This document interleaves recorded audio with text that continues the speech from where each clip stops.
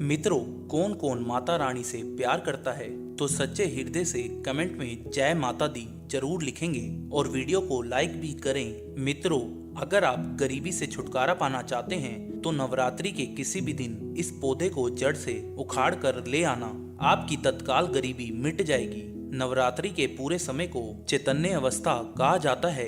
नवरात्रि के पूरे समय को जागृत अवस्था कहा जाता है। इस समय नव दुर्गा अपनी पूर्ण शक्ति के साथ जागृत अवस्था में होती है और नव दुर्गा माता हमारी पृथ्वी लोक पर इस धरा पर पूर्ण रूप से आती है। इसलिए माँ दुर्गा के आने के कारण 9 दिनों तक हर प्रकार के पेड़ पौधे जीव जंतु में जागृत अवस्था होने के कारण अर्थात माता के आने के कारण ये सभी पेड़ पौधे जीव जंतु जागृत अवस्था में हो जाते हैं, चैतन्य हो जाते हैं और ये अपना प्रभाव जितने भी पेड़ पौधे जड़ी बूटी होती हैं तत्काल दिखाती हैं। पेड़ पौधों में ऊर्जा होती है, इसलिए पेड़ पौधे हमारे लिए परम पूजनीय हैं। हमारे हिंदू धर्म में हम पेड़ पौधों की पूजा करते हैं। जैसा कि आपने देखा होगा, जो माताएं बहनें होती हैं वट सावित्री का व्रत रखती हैं और पीपल की पूजा करती हैं, बरगद की पूजा भी करती हैं। अब बरगद की पूजा क्यों करते हैं? क्योंकि हमारे पुराणों में पेड़ पौधों को अध्यात्म का देवता कहा गया है। पेड़ पौधों में देवी देवताओं के प्राण बसते हैं, इसलिए हमें पेड़ पौधों की पूजा करनी चाहिए। देखिए, जो पेड़ पौधे हैं हमें मुफ्त में प्राण वायु प्रदान करते हैं, तो नवरात्रि के समय में रात के समय में ऐसा कौन सा पौधा है जिसे उखाड़ करके लाना है जिससे आपकी गरीबी तत्काल मिटेगी। मैं आप लोगों को जबरदस्त चमत्कारी पौधे के बारे में बताऊंगा। वीडियो में आगे बढ़ने से पहले, जानकारी बताने से पहले अगर आज की वीडियो मिस कर दी तो फिर बाद में आपको रोना ही पड़ेगा, क्योंकि नवरात्र पर्व ही एक ऐसा समय होता है जिस समय में पेड़ पौधे जड़ी बूटी पूर्ण रूप से जागृत अवस्था में होती है। और मैं हर दिन वीडियो में बताता हूँ कि जागृत चीज ही हमेशा प्रभाव दिखाती है। उसमें चैतन्य होना जरूरी है, उसमें प्राण डालना, शक्ति डालना जरूरी होता है। और नवरात्रि के समय में कोई भी पौधे को लाते हैं तो आपको मंत्र जाप करने की जरूरत नहीं पड़ती, उसे सिद्ध करने की जरूरत नहीं पड़ती। वो पेड़ पौधे स्वयं नवरात्रि के समय में 9 दुर्गा का पर्व होने के कारण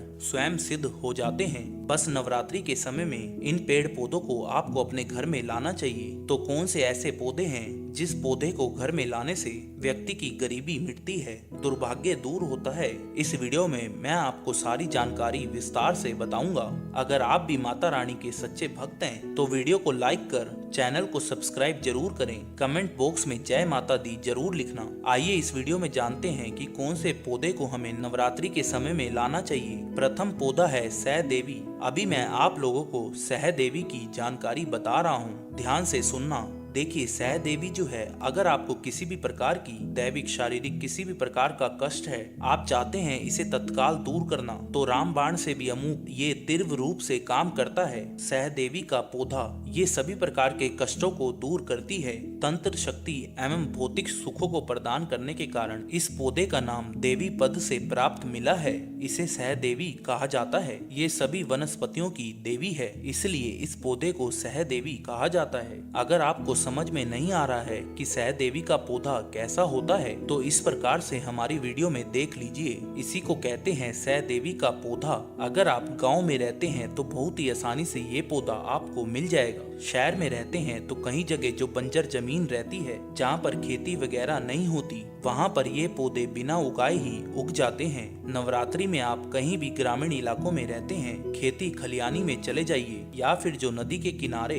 वहाँ पर ये पौधे बहुत ही आसानी से मिल जाते हैं। शहर में रहते हैं तो ये फिर भी ढूंढने से मिल जाते हैं। नदियों के तट पर भी बिना उगाए ये उगे होते हैं। तो आइए मैं आप लोगों को इसके लाने के फायदे बताना चाहूंगा और इसे किस टाइम लाना चाहिए ये भी मैं आप लोगों को बताऊंगा। तो देखिए, हमारे धर्म शास्त्र कहते हैं तुलसी के साथ गमले में इस पौधे को लगाने से बगल में तुलसी का पौधा लगाइए। और अगर तुलसी के साथ इस पौधे को अपने घर में लगा करके पूजा अर्चना करते हैं तो सभी प्रकार की अलौकिक सुखों की प्राप्ति होती है। तुलसी के पौधे के साथ इसे लगा देते हैं तो इसके जो प्रभाव हैं कई गुना बढ़ जाते हैं। क्योंकि इस पौधे को साक्षात माँ दुर्गा का स्वरूप माना जाता है, इसलिए इसे देवी पद प्राप्त है। ये सभी प्रकार की बीमारियों को दूर करने में समर्थवान है।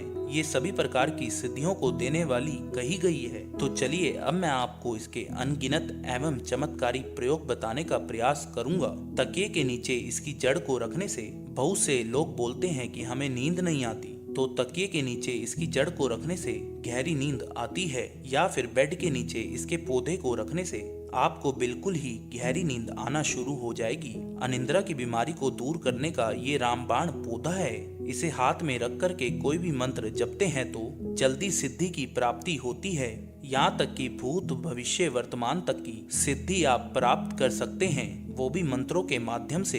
इसकी जड़ का तिलक लगाने से ये हमारे शरीर में सम्मोहन शक्ति को बढ़ाता है। अगर आप किसी का वशीकरण करना चाहते हैं, अगर आप कोई बड़े पद में हैं, आप चाहते हैं कि सब लोग आपको देखकर मोहित हो जाएं, या फिर आप प्रवचन करते हैं, आप चाहते हैं कि आपकी बात हर कोई सुने, तो इसका तिलक लगा करके आप जो हैं सभा में जाइए। सभी लोग आपकी तरफ मोहित हो जाएंगे, आप ही को देखेंगे, आपकी बात को मानेंगे, यानी आपके बंधन में बन जाएंगे। वनस्पति शास्त्र कहते हैं अगर इस पौधे को कमर में बांध लिया जाए, लाल कपड़े में बांध करके अगर संबंध बनाया जाए, तो ये हमारी विजय करता है। तिजोरी में इसको रखने से धन की बढ़ोतरी होती है। कैसा भी कंगाल घर हो, अगर तिजोरी में इसकी जड़ को रखा जाए तो धन दौलत से परिपूर्ण बन जाते हैं। आप सभी लोगों को बताना चाहूंगा, इस पौधे को घर में लगाने से तंत्र मंत्र शक्ति नहीं लगती। इसकी जड़ मुख में रखने से अदृश्य शक्ति दिखाई देती है।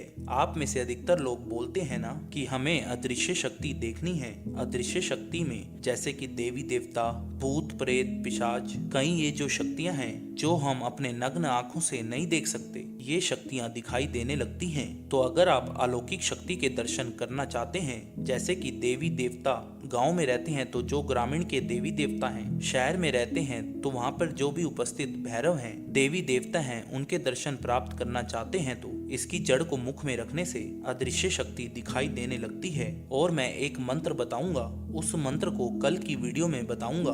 उस मंत्र में से एक मंत्र आपको जाप करना होता है, इसकी जड़ को मुख में रखना होता है, तो अदृश्य शक्ति प्रकट होती है। और जो भी आप बोलेंगे और वो अदृश्य शक्ति आपको सामग्री ला करके देती है। मित्रों, इसकी जो जड़ है, इसके जो पौधे हैं, रात 12 बजे के बाद नवरात्रि के किसी भी टाइम में आप ला सकते हैं। 12 बजे के बाद अगर आप लाते हैं तो नव दुर्गा की जो संपूर्ण शक्तियां हैं रात्रि के समय में जागृत अवस्था में पूर्ण रूप से होती हैं। तो 12 बजे के बाद नवरात्रि के किसी भी दिन इस पौधे को जड़ सहित आपको उखाड़ कर घर पर ले आना है, और ला करके आपको अपने घर में इसे गमले में लगा देना है। बिल्कुल ही आपको नंगे पैर जाना है, किसी भी प्रकार की खड़ाऊ वगैरह चप्पल आपको नहीं पहननी है। तो मित्रों, आपको कल की वीडियो में हम लोग एक और ऐसे पौधे के बारे में बताएंगे। तो आज की वीडियो में बस इतना ही। आपको ये वीडियो कैसी लगी? अच्छी लगी तो इस वीडियो को लाइक करें और वास्तु टिप्स के लिए हमारे चैनल को सब्सक्राइब करें। धन्यवाद।